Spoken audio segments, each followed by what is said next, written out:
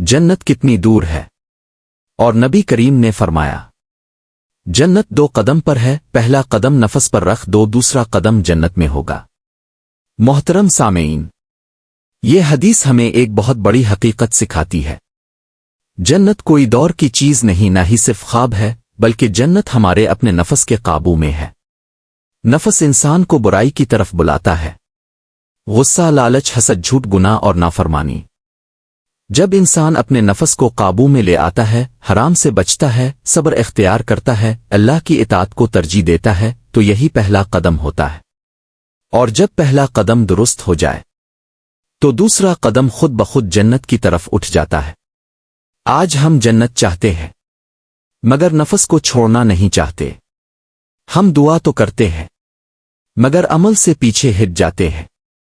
یاد رکھیں، جو شخص اپنے نفس کو اللہ کے حکم کے تابع کر لیتا ہے وہی اصل میں کامیاب ہے۔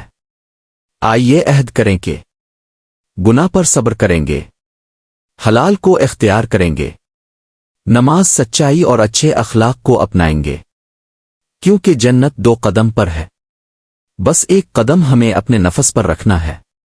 اللہ ہمیں اپنے نفس پر قابو پانے کی توفیق عطا فرمائے، آمین۔